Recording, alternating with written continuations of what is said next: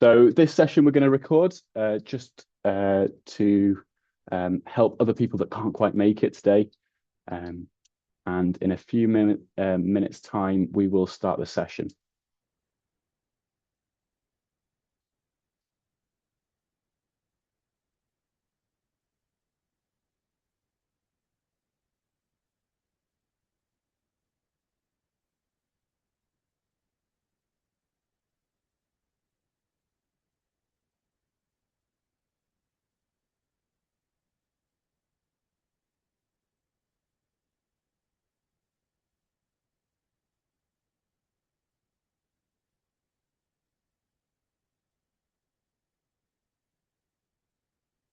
Okay, let's begin. So for those that didn't catch it at the start, I am Alex Highland, current worker at the University of Cambridge at Homerton College in the admissions department. And I'm joined here today with Dr. John Fawcett, the DOS of computer science at Homerton, and indeed the DOS of many colleges as well.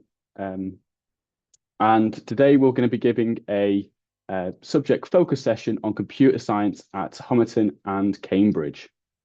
So first from me, I will do a 10-minute presentation on the life at Homerton College specifically, and then John will I'll pass over to John to do a bit more about computer science in Cambridge and a rather exciting mock interview style question.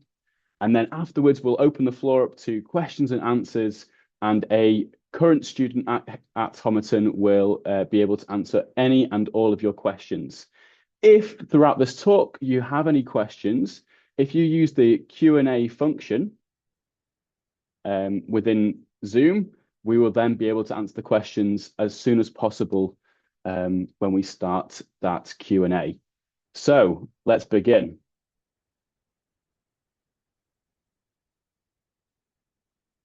Why consider Cambridge? So Cambridge provides a world-class education.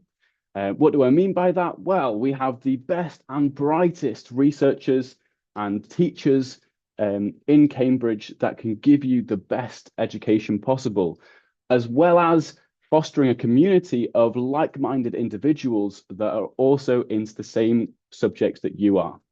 So not only will you yourself be interested in the subject, but everybody that you speak to will also have the same passion and understanding that you do. It's an incredibly supportive environment. We have a whole well-being team as well. So what does it mean to be a collegiate university? Well, Cambridge is a collegiate university, meaning that it is made up of several constituent colleges. We have 32 colleges that take that admit students, have the academic and pastoral care for those students, and house the students throughout their term time. Now, the university then organizes the subjects and the faculties, sets and marks the examinations, and then awards the degrees at the end of the course. But you apply to the college. So we're Homerton. We combine old and new. What do I mean by that? Well, Homerton is an incredibly old college, starting off as a teacher training college in Homerton of London. And then in 2010, it became a full college offering all undergraduate courses. You can see here with the Georgian architecture in the center. So we have a lovely old dining hall and an incredible state-of-the-art new dining hall, which can be pictured on the left. We're an incredibly diverse college, and we're also the largest college if you include postgraduate students. We're committed to providing a positive impact on the world. Not only are we there to support your education, we're there to help you in the future getting jobs and making sure that you make a positive impact. You make a remarkable difference on this world. We also have a world-changing development program known as the Change Makers. So we have a brief history of Homerton. Pictured here on the left, we have Lord Simon Woolley. Now, thinking about the community that Homerton fosters, we don't really think of Simon as this Lord Simon Woolley. He's just Simon. You know, he could be seen walking the streets of Homerton and talking to students and often playing table tennis. We have some of the cheapest student accommodation, great facilities, including a multi-million pound AstroTurf pitch just off site, and we have close links to the train station and bus. Not only that, but we also have incredible financial support. We have music and travel grants, and these grants can be are quite easy to get. If you want to just go out and you want to show that you can that you have anything vaguely related to your degree, you can get those travel grants to enable you to go and visit in particular areas. Say, for instance, you wanted to, as a particle physicist, you wanted to go and see CERN, we may be able to facilitate that. Or indeed, you needed to go see a computer laboratory in a different part of the country, we could help you with that. And we also have internship grants, and for times when times are tough, we also have hardship funds. We're there to support you throughout your time at Homerton. So, how do you apply?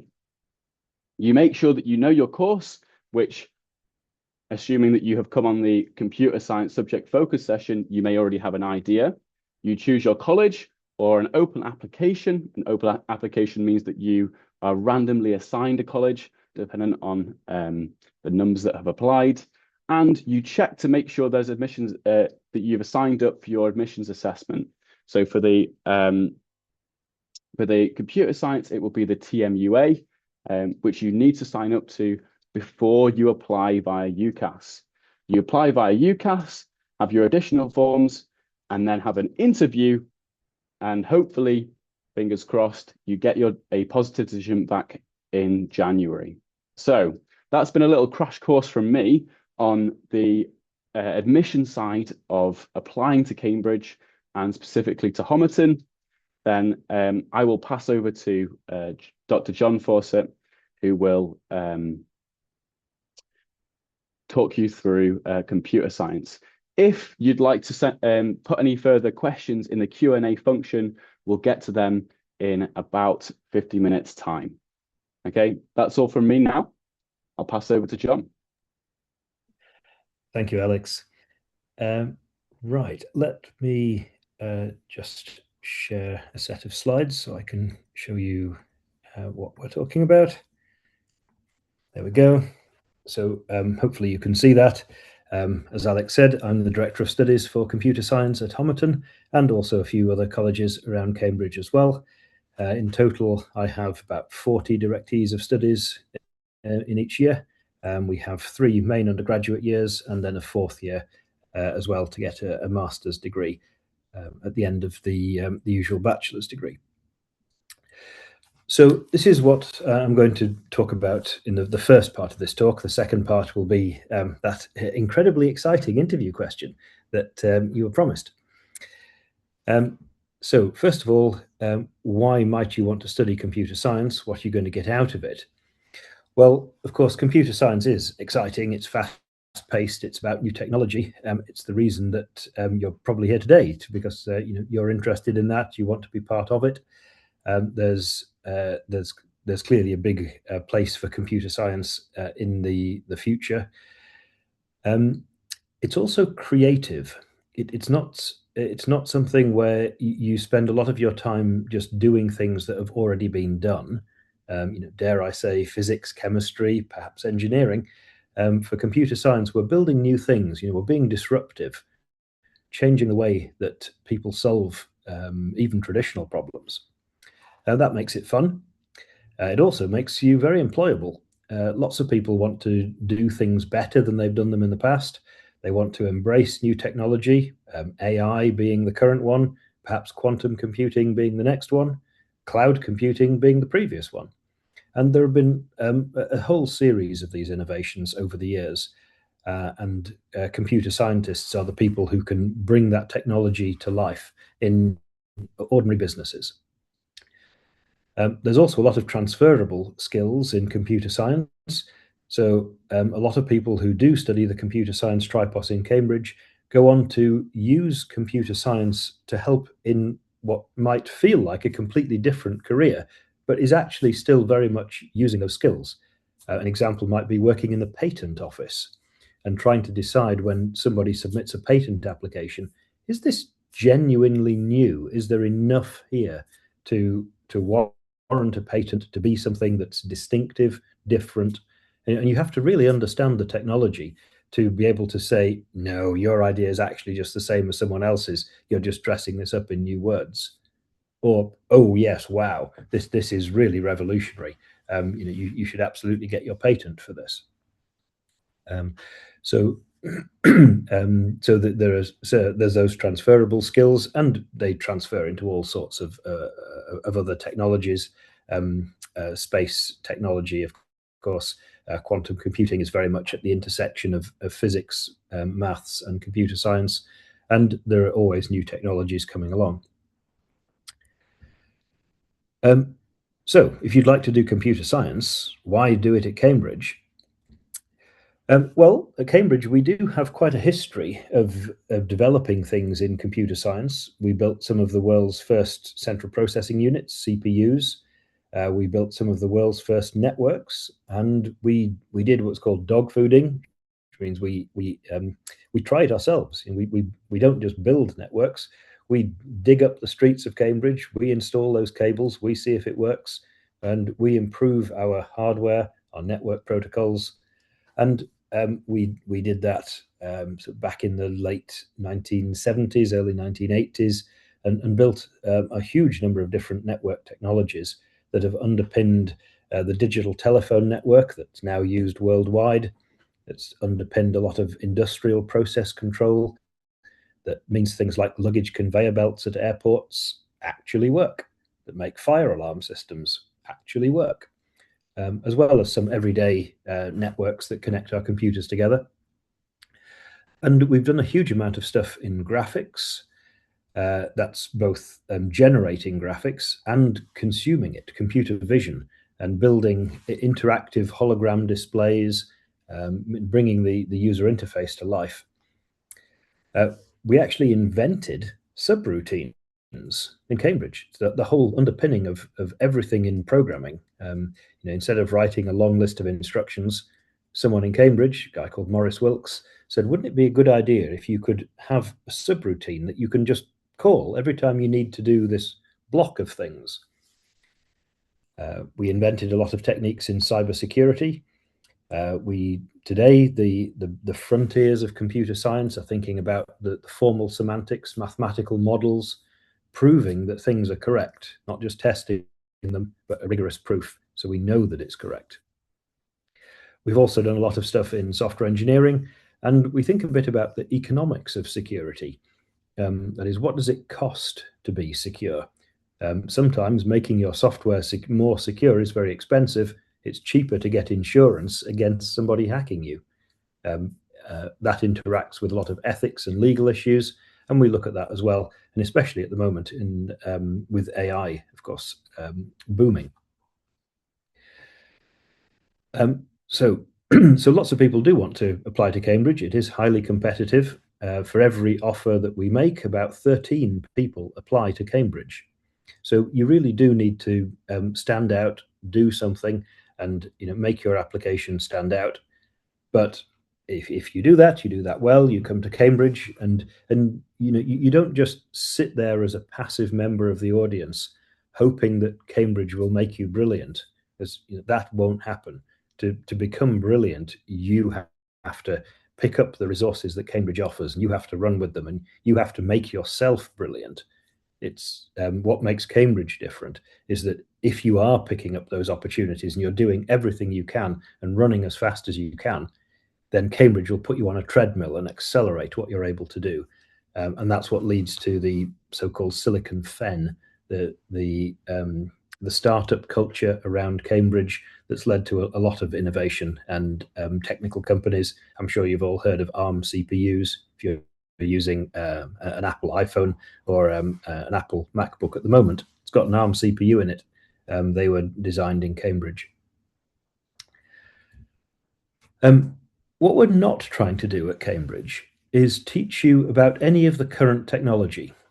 So if you think about Java, you think about Node.js, you think about mobile phone apps, you think about things on the web, we're not interested in that stuff. That's today's technology. We know that by the time you graduate, whatever looks cool and trendy right now won't even be in use anymore. So there's no point teaching you about today's latest and greatest things. We need to give you the tools to understand new technologies that will emerge throughout your whole career.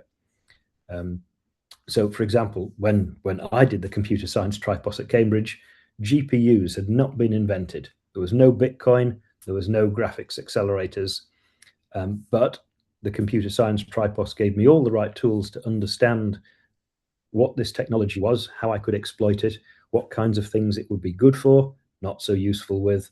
And I was able to pick that up and run with it. And that's so far so good. It's been getting me through my career. I do a lot of software development in industry. And of course, it's worked for everybody else as well.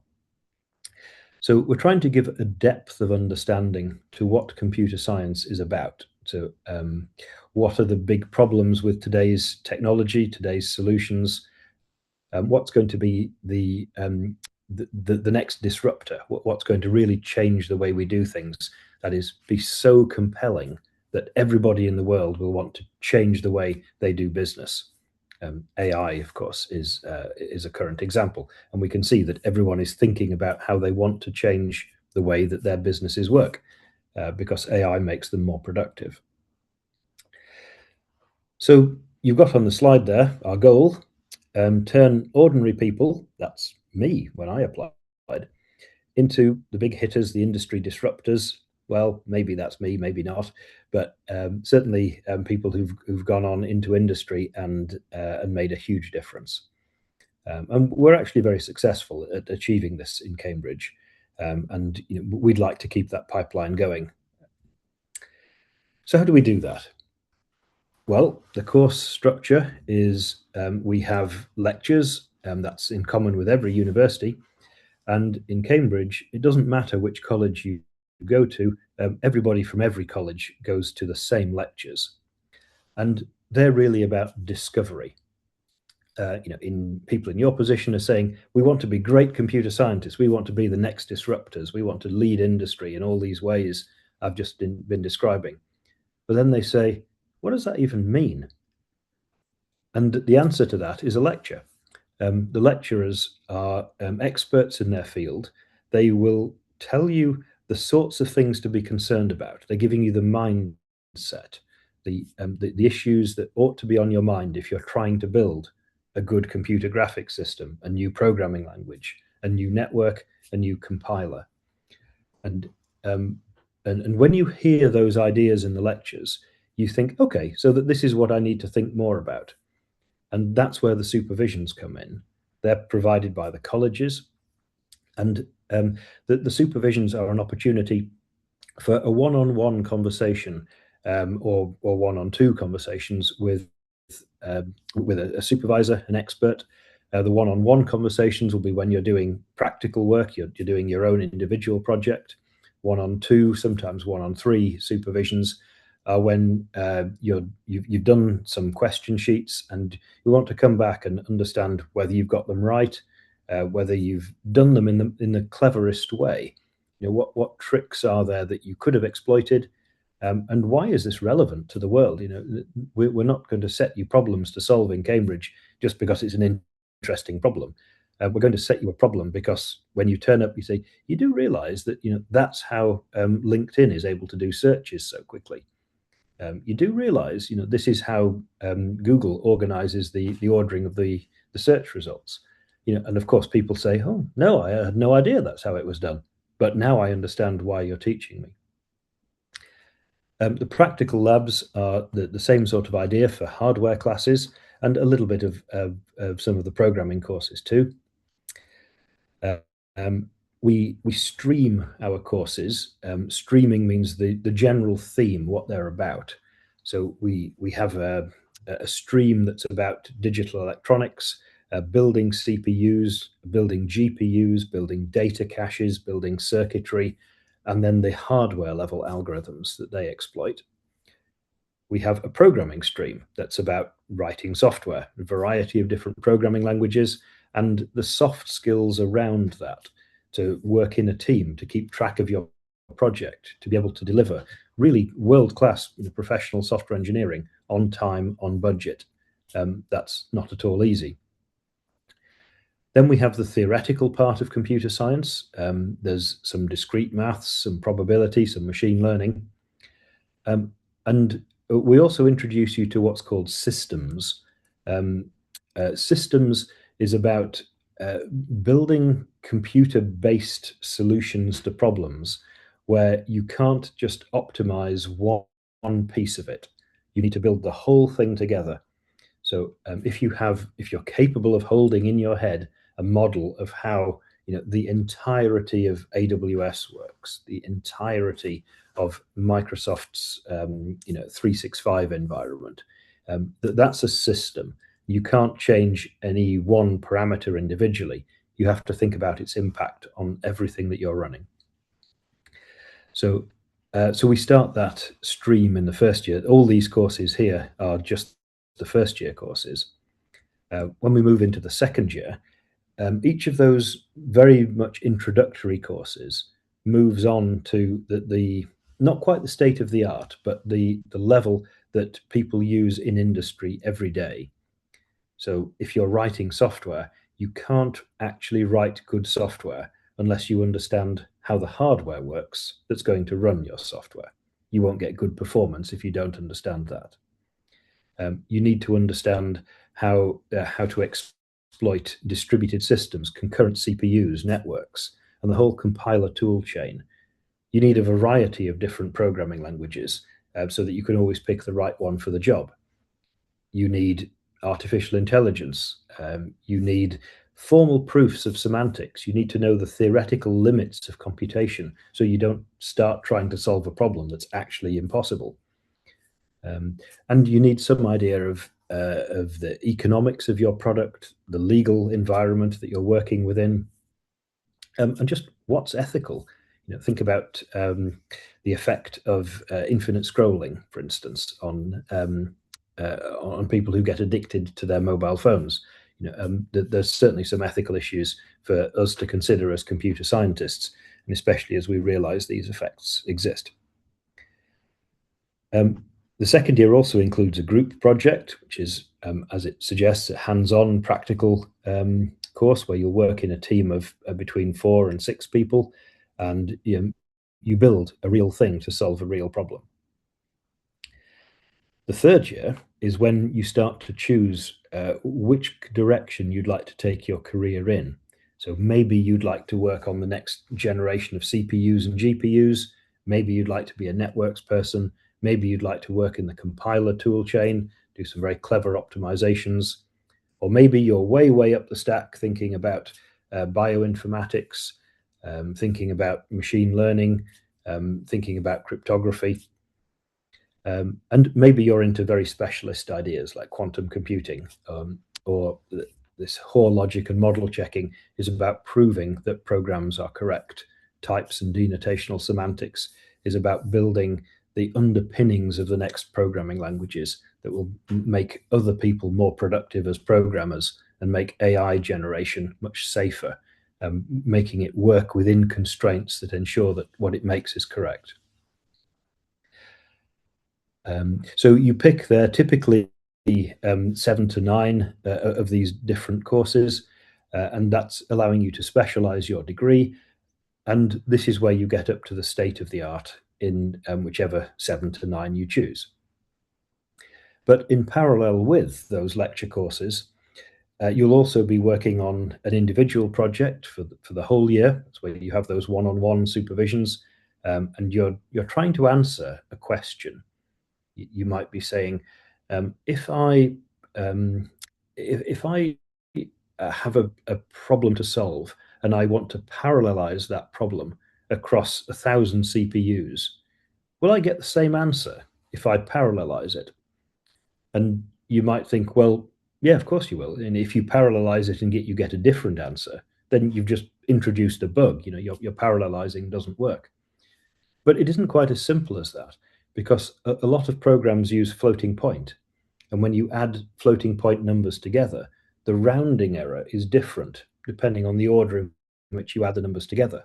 So you really will change the answer by executing it in parallel across 1, 2, 1,000 computers.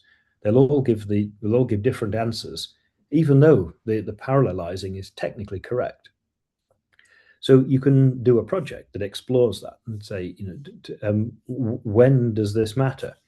Will this result in Google page rankings being in the wrong order? Will this result in my Amazon order charging me the wrong total price because it's just added things up in the wrong order? When does it matter? When does it not? So that's an example of a question.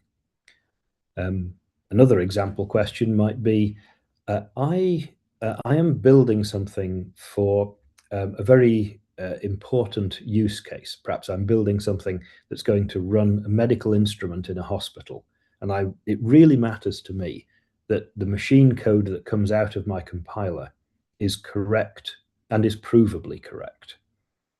But how am I going to prove it? I could prove that my source code is correct. I could try to prove that my compiler is correct. But the problem with that is that compilers are something like 1 million to 2 million lines of code, and that's orders of magnitude beyond the current capability to prove correctness. So we have to take an entirely different approach and say, can we have an untrusted compiler? So producing machine code that might be right or might not be, and then have a separate verifier that's able to verify that the compiler has done the right thing and produce something that we should trust without knowing how the compiler works or has done it. And it turns out that actually, yes, there are things that you can do there. And if you just tweak the design of programming languages a little, you can make that much easier to do and makes your proof much more comprehensive in the sets of things it's able to prove. So, of course, your question is, what things? How does it make this better? And you go off and you do some exploration. So these are quite interesting, open-ended, sometimes research questions. And in parallel with those lectures and that project, you're also doing 2 modules of coursework where you're actually applying something from the current state of the art and really developing the skills that you'll need when you start in industry or when you start research, depending on whether you graduate and go into industry or graduate and start a research degree. We do have a 4th year. This is an integrated master's. It gets you a Master's of Engineering, an MEng degree. And again, you do another project, but this time focused on research, and you do a collection of other modules entirely of your choosing. So you can specialize in whatever you want to do. If you go to a different university for your undergraduate degree, you can come to Cambridge for your master's degree, and you can do our MPhil program. This is called the Advanced Computer Science Master's degree. Okay, so maybe what I've told you is interesting. Maybe you'd like to apply. What do you need? Well, you need A-levels or International Baccalaureate, the IB, or indeed a whole collection of different international qualifications. So if anyone on the call is not taking A-levels or IB, then I encourage you to use this QR code. It will take you to a web page on the Central University Admissions website where you can choose the type of qualification that you're studying, and it will tell you about the typical offer level. But in general terms, this is for A-levels, and you can easily translate to other systems. You do need maths. If you're not taking maths, it's game over for your entry to Cambridge. You also need further maths if your school offers it. If your school doesn't offer it, then you can still apply, but you'd be strongly encouraged to use the additional maths support program and look at past papers for step maths and try and teach yourself some further maths after your A levels and before you come to Cambridge to bring you up to speed. You need at least one other science subject. Most people choose physics, but there was a question in the Q&A a moment ago. You don't need to have physics. Chemistry, biology, computer science are all fine. Economics is another good subject. Electronics is also very, very applicable. The only courses that we couldn't use to make you an offer would be things that are not relevant to computer science at all. Perhaps English, geography, music. To give you some idea of the typical standard, about 95 to 98% of people who've taken A levels will have 4 A-star grades when they get to Cambridge. And for most people, that includes maths and further maths. We do have a few people, usually about 3 or 4 each year, that haven't done further maths. So, if that's you, you wouldn't be alone, but you can see why you might like to do some preparation to just boost your level of maths between taking A levels and coming to Cambridge. Alex mentioned that you need to take the TMUA, and if you use this QR code, then you can find out a lot more information about the TMUA. There are lots of practice papers, again, on the webpage linked by that QR code.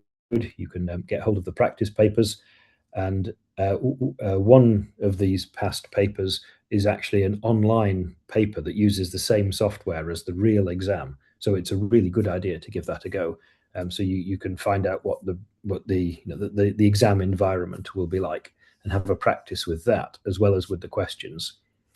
And that online practice system will also mark your answers and give you some idea of the mark that you would have got had that been your real exam. You can see on the slide that the format of the TMUA is 2 75-minute exams. There are 20 multiple choice questions on each part. I'm one of a team of people who helps to set and moderate these questions. You have no calculators or dictionaries allowed, and they wouldn't be useful. You enter your answers into the computer, but you do have some working paper or a whiteboard that you can use to work out which answer is the correct one. Perhaps intriguingly, there is no pass or fail boundary, so that there isn't a mark that you have to get you in. There isn't a mark below which you will definitely not be invited to interview at Cambridge. It's very much just finding out the level of your mathematics, your understanding of maths, your ability to apply maths and do mathematical reasoning. And when we have your application, your personal statement, your GCSE results, your A-level results, your teacher's reference, we also have your TMUA score, and we can consider all of that holistically, all together as a package, and think, how well are you doing in your context?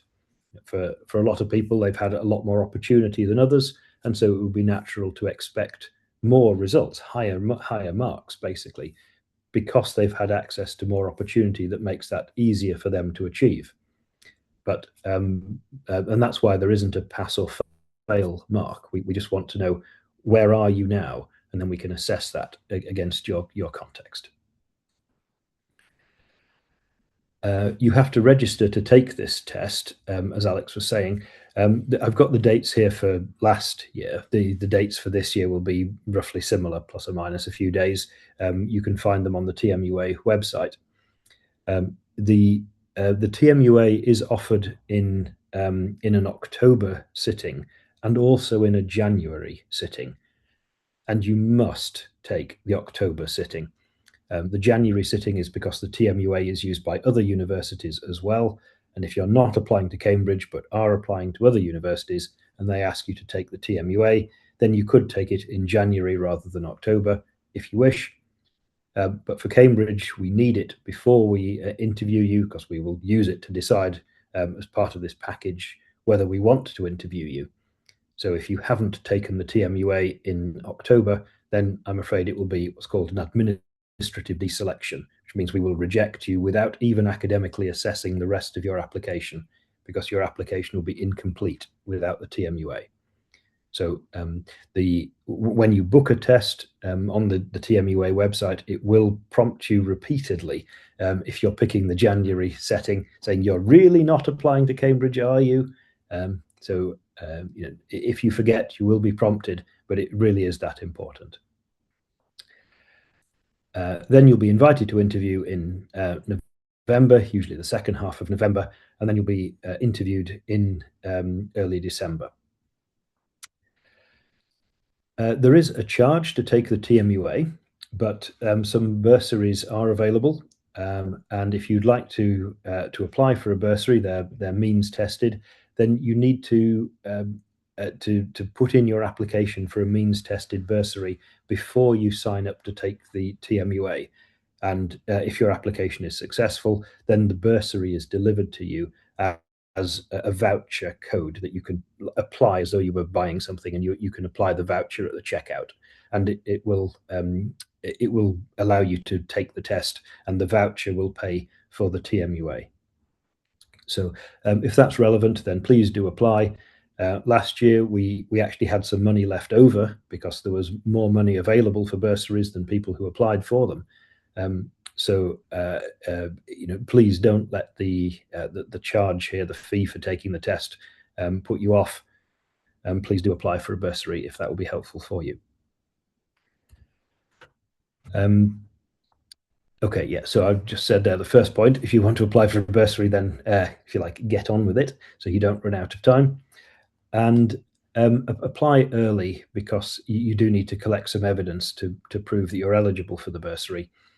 There are also testing centres all over the UK, so you shouldn't have to travel too far to take this test. But if you leave booking to the last minute, you might well find that all the places in your local test centre are full, and you have to travel further to take the test on the right day. So get your booking in nice and early. The TMUA is actually delivered in what's called a Pearson VUE test centre. These do exist in the UK and Republic of Ireland, and they're also all over the world. For people in the UK, you shouldn't have to travel more than about 20 miles at the most, and that 20 miles is if you live somewhere that's really quite rural. You book your place and your test centre when you sign up.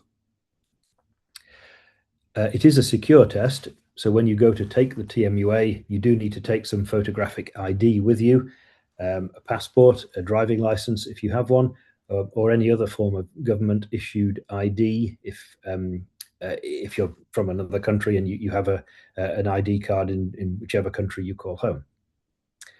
On arrival, you have to sign in, and they'll show you to your computer workstation, and they'll also take some photographs. You won't be allowed to take any bags in there. There are some lockers where you can leave things at the back, and arrive in plenty of time to get yourself settled. If you do have any special conditions in exams for GCSEs or A-levels, I've got some examples here. Perhaps you have 25% extra time for dyslexia. Perhaps you're allowed to take insulin into the exam. Then apply for that when you register for your test. Of course, you will be allowed all of the things that you need to make it a fair assessment, and for the case of insulin, to keep you medically well. Of course, you will be allowed to do that, but you do need to apply in advance, because they won't let you just turn up and say, oh, by the way, I get 25% extra time, or I need to take in this mysterious looking object that isn't going to help me cheat honest. You need to pre-declare those things. Okay, I mentioned that there are some past exam questions for the TMUA. Do use them to prepare. That it really will make a huge difference. You'll find that the TMUA is a very different style of exam from GCSEs, from A-levels, and so you'll want to do some practice to familiarize yourself with it. Initially, you will find these questions incredibly difficult. They're not incredibly difficult, They're just incredibly unfamiliar. And that's why familiarizing yourself with the style of question is going to make a huge difference. You do need to think about the questions, though, and that they're not going to be completely trivial.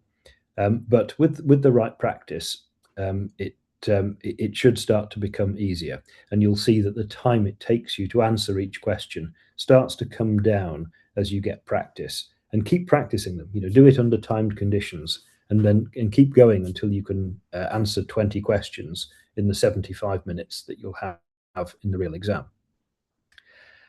The second bullet here is quite important as well. If you can't do a question when you're practicing, don't give up. Don't ask somebody else. Do go away and think about it and work it out for yourself.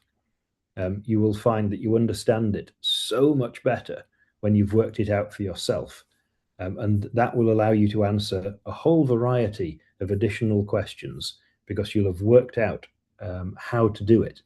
Essentially, you've understood something new, appreciated something to a deeper level. And if someone just tells you the answer, you just think, okay, yeah, I can repeat that trick. And you probably can repeat that trick, but you won't need to, because that question, will never hit you again in your whole life. You need to understand, where did the trick come from, so that you can answer brand new questions. I mentioned earlier on, there is a special past question that is marked by the software. Okay, so studying computer science at Homerton. We have 6, 7, sometimes 8 computer scientists in each year at Homerton. That makes us the 3rd largest college for computer science at Homerton. The largest is Churchill, where I also direct studies, and there we'll have 16 to 20 in each year. The whole environment at Homerton and at Churchill together is a lot more than just lectures and supervisions. We've got lots of examples classes, we have technical talks, we've got stuff about summer internships, we've got people coming in telling us where they've taken computer science after they've graduated. We've got people coming in looking to hire graduates, looking for interns. There's a whole computer science community. As you get further into the degree, we've got all sorts of support getting you geared up for different kinds of careers, research careers, research paper, writing, reading, and understanding things beyond the syllabus. There's a lot of stuff going on. Homerton is part of a group of 11 colleges. These are the ones where I direct studies. And we have quite a diversity of genders, of interests, of career paths, lots of opportunities. And that creates the ability that Alex was mentioning earlier on, to talk to other people who are passionate, not just about computer science, but about the same part of it as you. We're quite lucky in Cambridge to be part of this big group. It really does help you get to know and work with the people who will ultimately help you to be successful. So, what are we looking for in applicants? We are looking for really world-class academic ability, academic potential. You must satisfy the entry requirements, of course, and have a genuine interest. We're very lucky in Cambridge. We are well resourced. We have, to be honest, everything we want at undergraduate level, and we really can give undergraduates everything they need to get their careers started. So we don't want to waste those places on people who aren't interested or don't want to take up the opportunities that we can give them in Cambridge. And if they don't want those opportunities, they just want to be taught some basic computer science so they can have a standard software engineering career. To be honest, another university might be better for them anyway, but there's no need to use up a place in Cambridge for people that don't have that kind of motivation, that enthusiasm, that fit for the way that we teach computer science in Cambridge, the resources that we can offer. So we're really looking for people who are brilliant and motivated and excited and energetic. And we use a variety of information to assess that. The academic track record, GCSEs, A-level predictions, your school reference, the TMUA results, the interview scores that I'll mention in a moment. Also, the personal statement. There's a lot of myths out there, like nobody reads your personal statement. Not true. I read every single one. I spend many, many days every year reading hundreds and hundreds of personal statements. So, if you think that no one's going to read it, definitely not true. And we look at all of the contextual data, so we can assess you against your background and try and get an understanding for what is a good result in your context. Are you really standing out in your school? So we're getting closer to that exciting interview question you were promised. What are we looking for? Again, what we're not looking for is the correct answer immediately. That would be remarkable. People who can give us the correct answer immediately, are either already well on the way to getting a PhD, or they've heard the question before. So we're definitely not expecting the correct answer. What we're expecting is to have a conversation. We want to set you a question where the answer isn't obvious, and you have to work your way through it. It's not an impossible question. It's not even a difficult question. It just requires you to be very structured about how you're going to go about solving it. And then, break down your logic and your reasoning to say, well, if I could do these things, then I'd have a solution. So let me try the first one. Okay, that's done. Now I can use it in this way. That gets me to here. Now I need this third piece, and then we're done. So can you do that? Can you work with us? You again, in the interview, the best people who come out of interview think that their interview has gone incredibly badly, that they're guaranteed to be rejected. It's absolutely wrong. It means that they got on to the really difficult part, the extension question, and they were really pushed to the limits, and they were doing so well they could get through all of that stuff in the 25 minutes or so that we have in interview. So we're not expecting you to contribute all of the stuff that makes up the answer to an interview question. We're hoping that you'll work with us, that you'll make some observations. You'll say, well, I can't do this thing for this reason. And we'll say, yes, brilliant. Can you tell me why and what is it about that approach that doesn't work? And you can explain that. And we can say, okay, so you're trying to solve this little sub problem, but you recognize that this way of doing it doesn't work. Can you think of a different way of achieving that? And we can coax that answer out of you, can help you basically come up with the answer. And this is very similar to the way supervisions work in Cambridge. And it's very similar to the mentality you need when you're leading an industry, when you're doing a startup. In those cases, you're effectively supervising yourself. You know what are the right questions to ask yourself. You know that when you get stuck or when you realize that something is impossible, it doesn't mean that you don't want the solution anymore. It just means you found another way that you can't have a solution. So you have to try something different. There's no point trying the same thing again. You've got to try something that's structurally different. And you can guide your own thoughts in that way. And then that enables you to come up with solutions in situations where other people couldn't. Hopefully, as the interview goes on, you'll be able to come up with these ideas. You'll be able to piece them together, and then when the interviewer asks you, now think about what you've got. You've got all these pieces you've built. How can you put them together to solve the problem? Or are we still missing anything? Or is this it? So here's a question.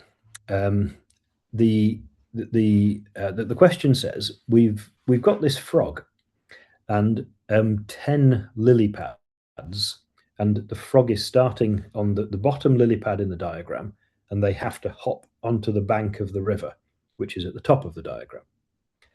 And the rules say that our frog can jump one lily pad at a time. It's always moving up the diagram. So it can move one lily pad at a time or two. And so I think the situation is fairly clear to understand.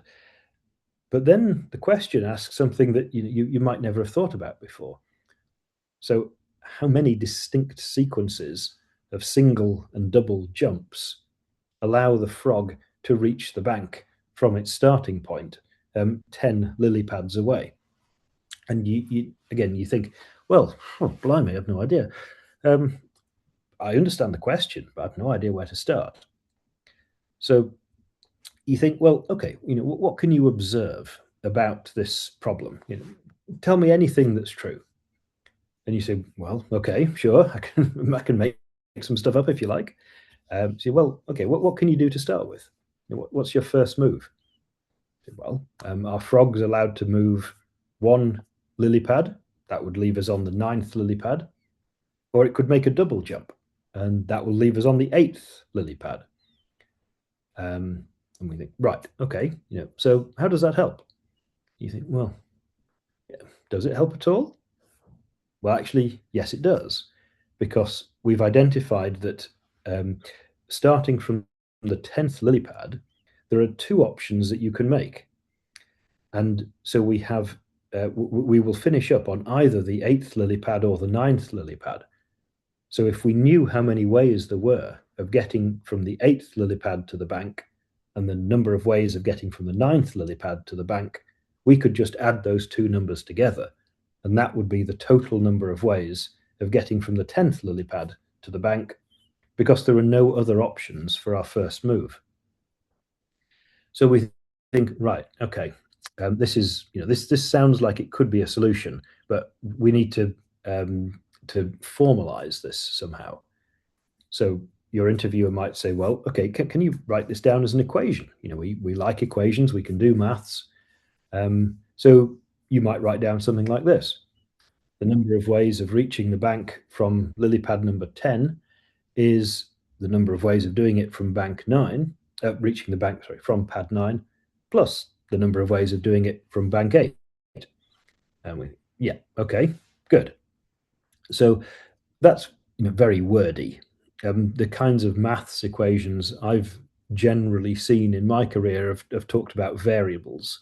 So can we think of some variables, x, y, z, and write our equation in terms of those? So you think, well, yeah, sure, I could make up some variables. Let's do that. So here I've said w. Let w be the number of ways that you could do this. And I need W10, the number of ways of doing it starting from pad 10. And I can say that that's equal to W9 plus W8. And now, in an interview, you would probably generalize yourself here and say, and so of course, in general, we can say that Wn is equal to Wn minus 1 plus Wn minus 2.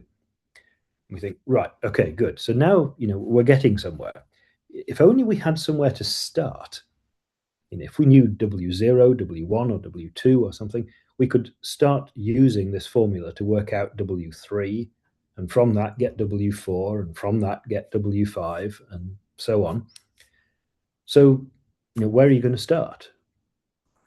And, well, you think about it, W1 is easy. If you're on the lily pad that is right next to the bank, you've only got one choice, and that's to make a single jump onto the bank. W0, you kind of scratch your head and say, what does that even mean? What is the 0th lily pad? Yeah, I don't know. You think, well, okay, that's fine. Maybe it doesn't make sense. Maybe we should think of a different base case. So, what about lily pad number 2? Can you solve that problem manually? And you say, well, yeah, I guess we could do this by hand. You could make a double jump. That will take you to the bank straight away. Or you could make a single jump that takes you to lily pad 1. And we've just said that from there's only one option.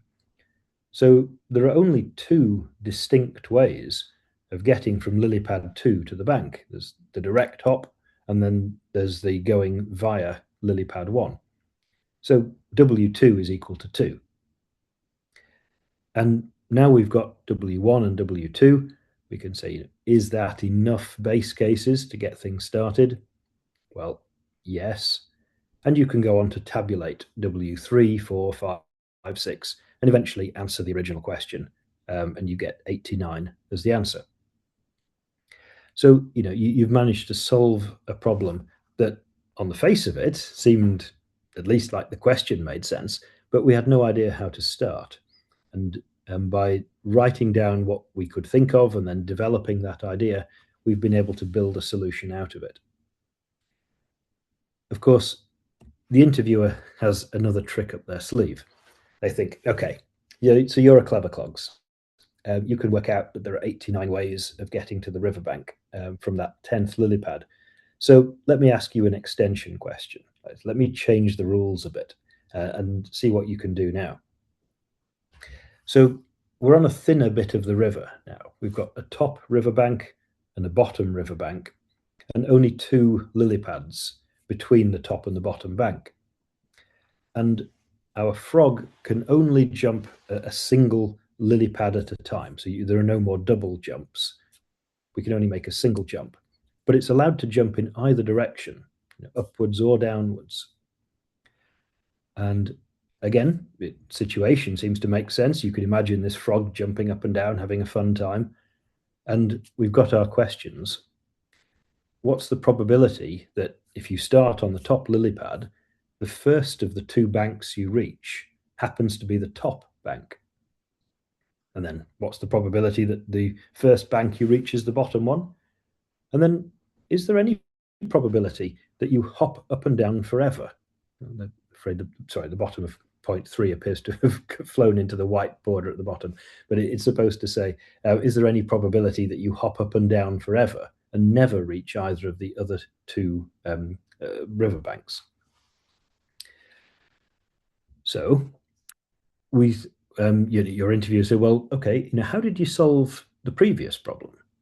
And you say, well, we made up a notation. You asked me to come up with some variables, so I did that, and then we wrote down some equations and we solved the problem.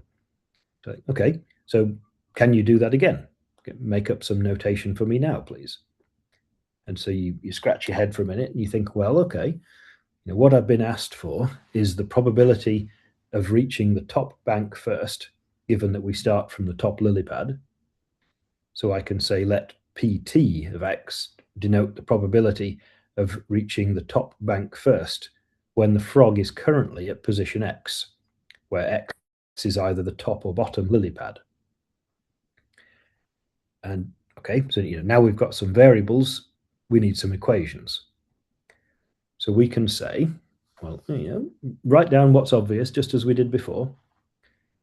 If you are on the top lily pad to start with, then with 50% probability, you jump upwards, and so the top bank will be the first one that you reach, because one jump upwards will take you there. But if you jump downwards onto the bottom lily pad, that happens with 50% probability. And now the probability that the top bank is the first one you reach is the value of the variable pt of b. It's the probability of reaching the top bank first, given that we're on the bottom lily pad, because we will be on the bottom lily pad if we jump downwards. So we've got our equation for pt of t. And then similarly, we can write down pt of b. And this says if you jump downwards from the bottom lily pad, then you reach the bottom bank first. So that means there is 0 chance that you reach the top bank first, because you've just reached the bottom one. So now we've got 2 equations. And now it's just a trivial matter of substituting one into the other, solving it, and you end up with 2/3 as the probability that you would reach the top bank first. Now, you remember that our question also asked about the probability of reaching the bottom bank first. So we go through the same process. We write down the equivalent equations, and we get out 1/3. And now remember the third question. Is there any probability that you just jump up and down forever without ever reaching either of the 2 banks? And, well, if you're a clever clogs, again, you can say, well, hang on, if there's 2/3 chance that I reach the top bank first and 1/3 chance that I reach the bottom bank first, then 2/3 plus 1/3 equals 1. So there's no remaining probability for any other outcomes. So you can't jump up and down forever. So the answer to that is no, that there is no chance that you will loop forever going up and down. So that's one way of doing it. In the interview, of course, you might not spot that. You can say, well, let's just do our usual trick and write down some equations. So if you do that, perfectly acceptable way of solving the problem, you end up with these equations here, Pt of t, P of b, and you end up with something equal to 1/4 of itself. So that variable has to be 0. And again, we've discovered that there is 0 probability that you loop forever. Also a perfectly good way of solving the problem. So, there is a real Cambridge interview. Here are some more. This QR code will link you to my online teaching and assessment system. This has got some of my real past interview questions that I have used to interview actual people who are here in Cambridge, and and some have now graduated.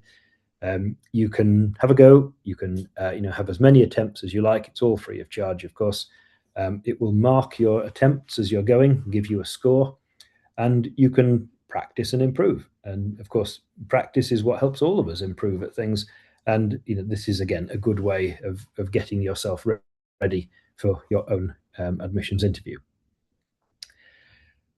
So that's a bit of a whirlwind, but that is the end of the talk about computer science at Cambridge, about Homerton.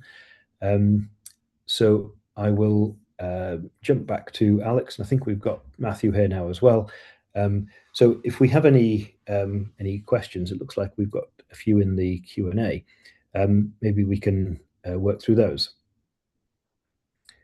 Thank you very much, John. Thank you for that presentation. Incredibly interesting on what it's like as a computer scientist at Cambridge, making sure that we're building you up to be proper computer scientists for the future, rather than just basing everything on knowledge, really building those skills to keep up with the changing trends of computer science. Of course, we're now joined by Matthew Collier, a computer scientist at Homerton. So if you do have any questions about life at Homerton, about life as a computer scientist, or any questions about the course, please put them into the Q&A now, and we'll endeavour to answer all of them. So yes, we do have some questions in there already, Alex. Maybe I can start going through those. Go for it. The average TMUA for accepted applicants will probably be somewhere between 6 and 6.5, but I do very much remind you that that's kind of a worthless number to know, because what you want to know is what's the average score for people in contexts that are similar to your own, and that might be 8.5, 9. It might be 3.5, 4, depending on your background. So so don't think there's too much information in that. What supercurriculars add most depth, distinction, and competitive edge to my profile? I think it's any kind of personal project, something that you've done because you wanted to do it, rather than because your parents, guardians, school teachers told you to do it. Do something off your own back, and don't just do something and then kind of bask in your own glory at having just written a new Tetris clone. Really dig into it and find a difficult problem in there. Try and increase the frame rate. Try and make the graphics smoother. Try and solve the problem in a different way. And tell us what you've discovered. You might well need to refer to some textbooks to get an idea of the algorithms, and find a lot more knowledge. When I applied, something I built was a little desktop calculator application. And it could do basic maths, and it could draw graphs of functions. But to actually be able to write that, I had to understand how compilers work. So I could lex and parse these different strings, build a tree structure that represented the equation, and then be able to interpret that to draw graphs of it. And so there was a huge amount of computer science in doing something that's just a little bit more complicated than the very basics. Is it still possible to get into computer science at Cambridge if the school does not offer computer science as an A-level? Definitely. We will teach you more computer science between October and Christmas than the A-level will in 2 years. So you definitely don't need it. If you were to take maths, further maths and computer science at A-level, would I be considered at the same level as someone who took these 3 subjects in a fourth? Yes, you don't have to take a fourth subject. Most people who come to Cambridge have taken a fourth subject, but that's just what they have done rather than a requirement to do it.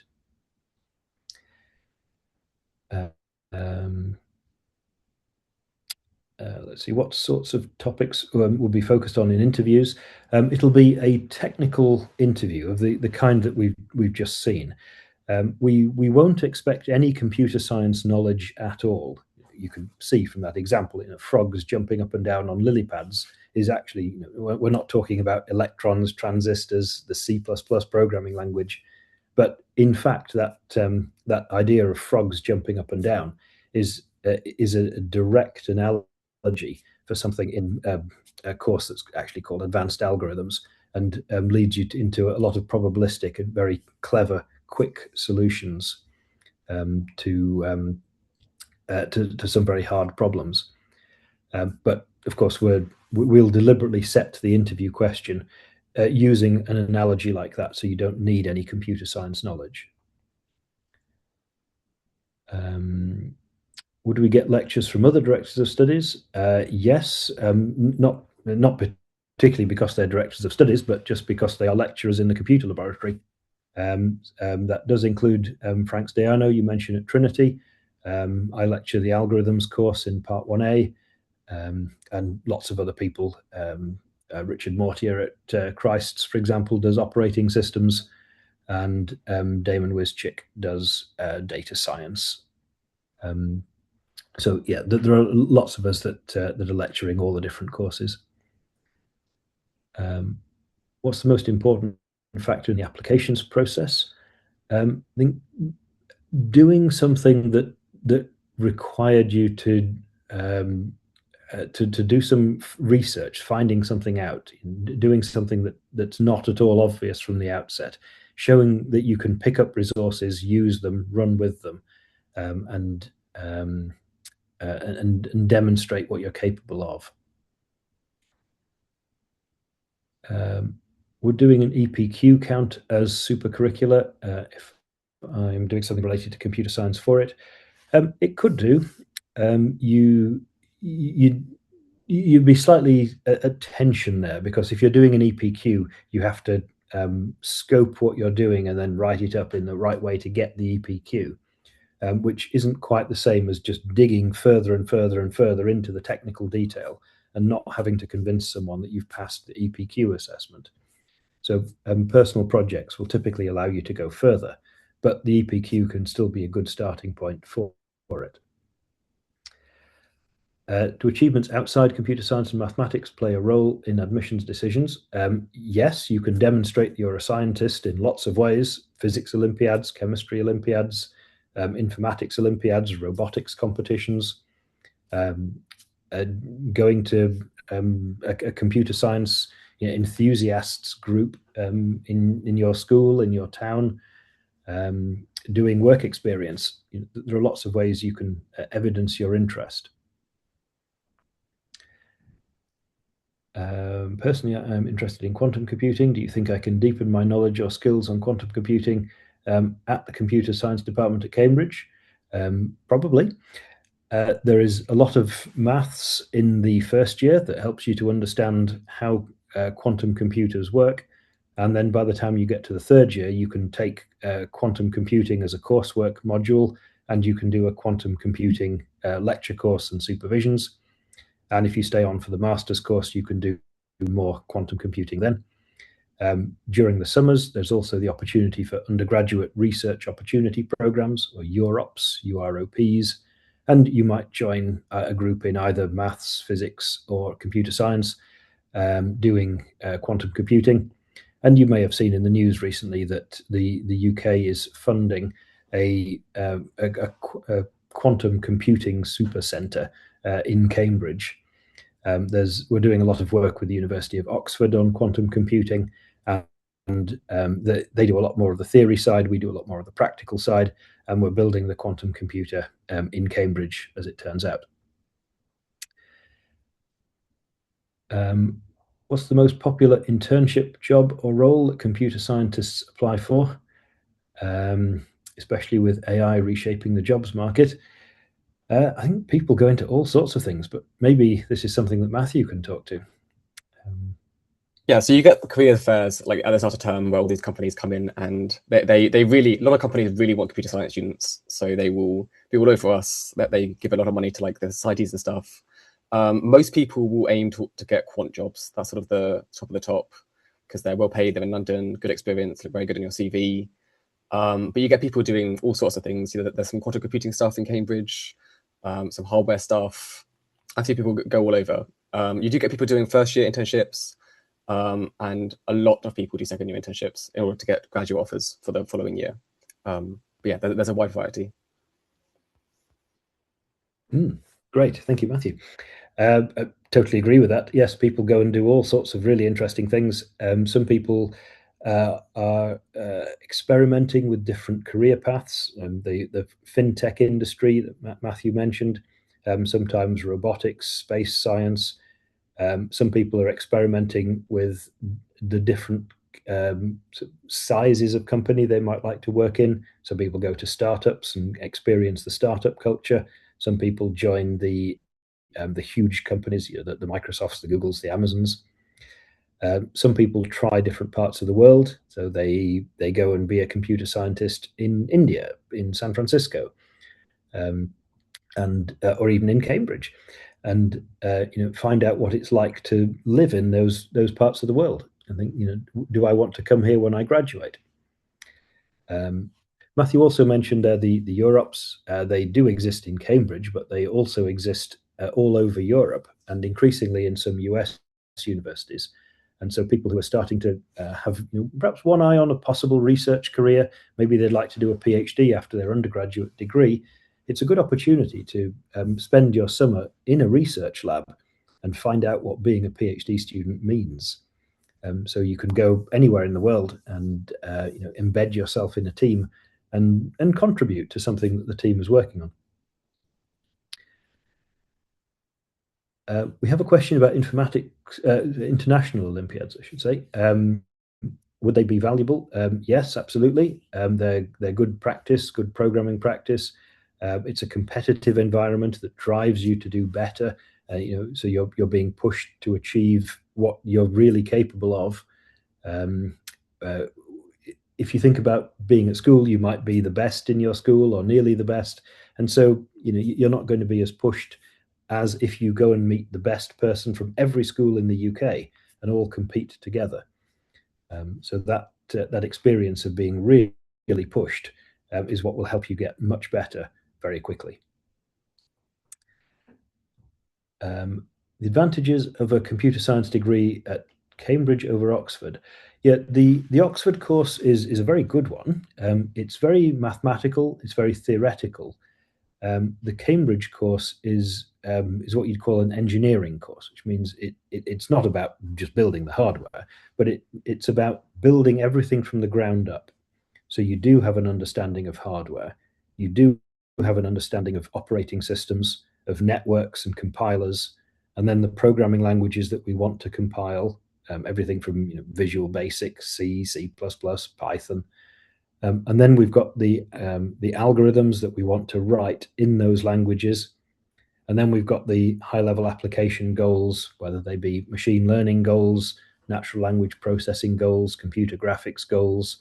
So we're building the whole stack. And the Cambridge course is trying to give you that whole top to bottom understanding. So another advantage of Cambridge is the fact you get John to teach you. Oh, very kind, Matthew. We don't pay him, honestly, but maybe we should. To what extent does Cambridge foster a strong startup culture? Yeah, really quite a lot. We have 4 science parks now around Cambridge, and I was actually just reading this afternoon that we're building another 150 acres of buildings of that are usually about 4 stories high to hold startup companies. We've got basically there's spare land around the outside of the city, and we're just using it to build a startup innovator network. All the people that work in all these companies all know each other. They're all generally Cambridge graduates, and they're all working on different interesting problems, but talking to each other, and so you end up with a really good understanding of problems, and the best people have contributed to each idea, even if they don't work for that company. There is also Cambridge University Entrepreneurship. It's a university-wide club and society that fosters this kind of thinking. We have quite a few courses. I'm actually involved in running a few myself. A colleague, David, is running something called Uncommon Sense this coming Michaelmas term, starting in October. That's about how do you take an idea that could be a startup company and test it to see whether it would be a successful startup company. If it is, how do you go about getting the venture capital funding to get it going? What do you need to build a startup company? It's not just a good idea and a few days of your time to start hacking up some Python code. It's lots of people, similar mindset. It's the networking, the contacts, the ability to sell this into the right marketplace. We've got quite a lot of this kind of support that's culturing those people who want to go into startups. It's very successful, and it does yield a lot of thoughts and innovation and research coming back into the university. A lot of these people will do their startup and then come back and do a PhD. Excuse me. And then they'll do more development, and then they'll take that back to their startup company, and that will be their next generation of products. And when you have lots of people doing that, you build some really world-class stuff. Could AI make it harder to find a job after studying? Well, if you're a poor computer scientist, yes, you'll get replaced by AI. The trick, of course, is to not be a poor computer scientist. So what you will probably find is that if you use AI well, then it will make you more productive. And to use it well, you need to be able to do the job yourself, but you're just using the AI to do it faster than you could do it yourself. And in a way, this is nothing new. When I started in my job, I actually wrote the code. So, I was that little AI program, and my manager was telling me what to do. And actually, although I was writing the code and I thought I was producing the solution, it was really my manager who had the big picture and knew what we were building. And I was just doing the thing I was told with a little bit of flexibility in how exactly I solved the problem.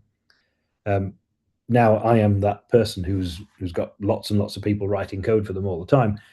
Essentially, that skill is what people are doing now within their first few years of getting out of university. They're just using the AI. They're managing Claude code running in 5 browser tabs at once, and that's just like having 5 people working for you writing code.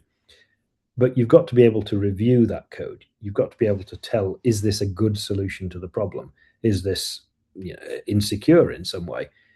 If you can't solve the problem yourself, then you can't identify when the solution produced isn't a very good one. So those are going to be the very valuable computer scientists of the future. Unlike Oxford, why is there no joint degree like maths and computer science? Yeah, good question. We did used to have several joint degrees in Cambridge, But what's happened over the years is that computer science has expanded so that there's now enough computer science to fill all 3 years, and in fact a 4th year now as well. So there isn't space to have a joint degree where you do some computer science and something else, because you'd just be missing out on too much important computer science. When reading personal statements, do you find more value in a student demonstrating a breadth of technical knowledge or a deep exploration? Yeah, a deep exploration. Everybody will have completely different opportunities. So there is no, magic one thing like you must have built a robot that follows a white line or you're not going to get into Cambridge. Clearly not true. Everyone will have had different opportunities, but what we're interested in, me and other people who read personal statements, are how deeply did you get into this? What did you get out of it? Tell me, what would you change if you did this whole thing again?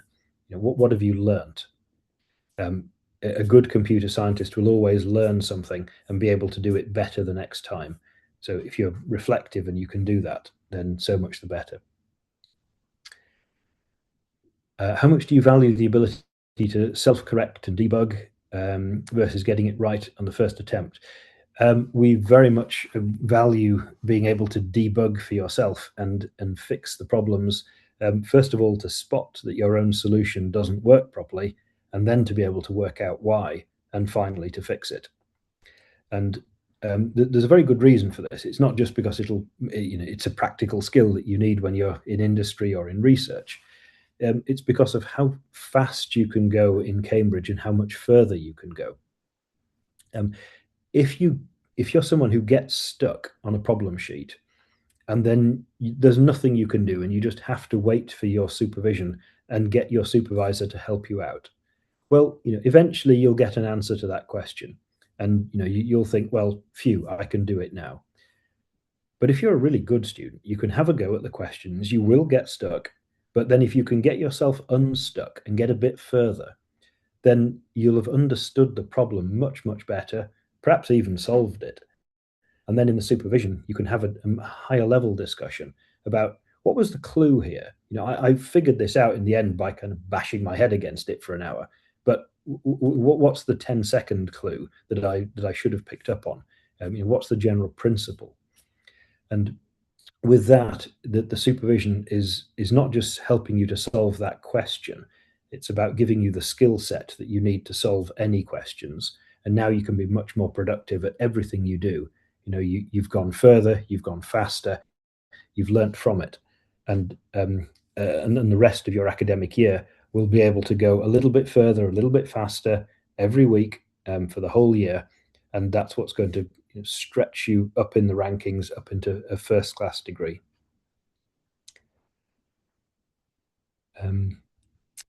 So we're currently out of Q&A questions, but I've actually got one for Matthew. So we've heard a lot about the intensity of the course and how you have to be a hard worker throughout it. But is there anything there for you to do in times where you want to just socialize and have a bit of fun? How do you de-stress, Matthew? Yes, there is a lot. There's a lot to do. There's a massive list on the Student Union website of all the societies, and there are so many. Especially like in your first term, just go along to as many as you can. You'll come to the Freshers' Fair, see loads of stalls with random things. Just go along, meet people. It might be that you sort of get dragged into one society and you sort of stick with it throughout your entire 3 years. Or I know people that are just sort of like ping-ponging between random societies. They've got a million group chats on their phone. There is a lot to do in Cambridge, and they've got a nightlife. There's a lot of drinking. There's a lot of not drinking. It's a fun environment.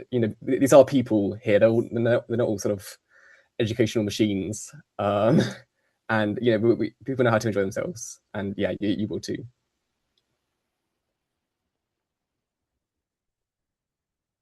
Thank you very much, Matthew. And we've got another one. Are there any particular books or materials? Oh, have you just answered that there?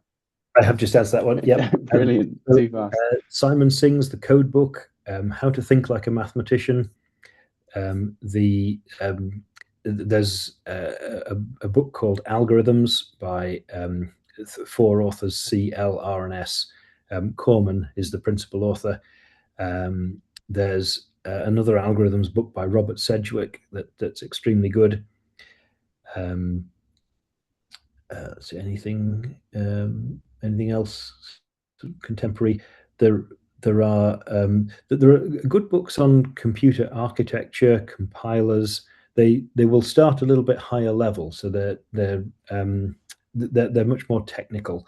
And but if you have a good computer science background already and you're looking to deepen it, then you could start on some of those as well.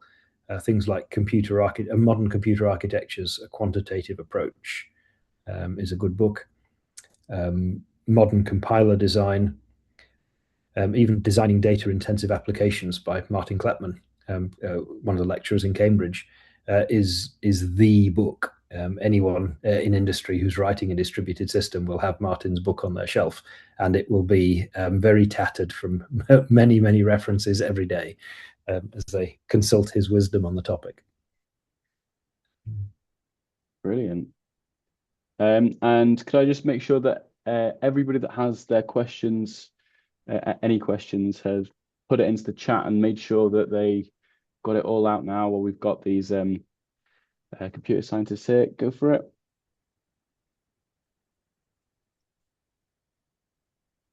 And we've got, what's the best preparation for the TMUA?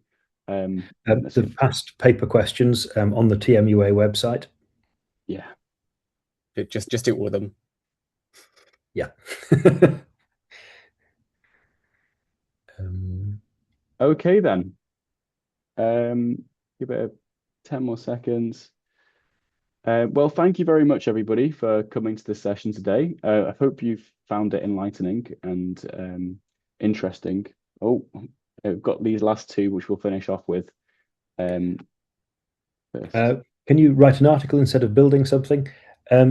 Yes, you could, but it will probably be harder to get across your technical knowledge in an article rather than some code you've written or a robot you've built.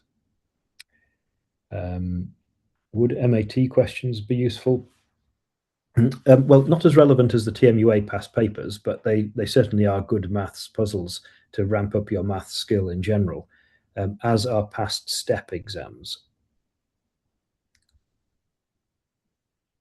So we'll end the Q&A there, everybody. And I'd like to thank both Matthew and Dr. John Fawcett for the time here today, taking the time out of their busy schedule to speak to us about the computer science course. So thank you very much for you two. Thank you. Okay. Goodbye, everybody. Thanks all. Good luck with your applications. Bye-bye.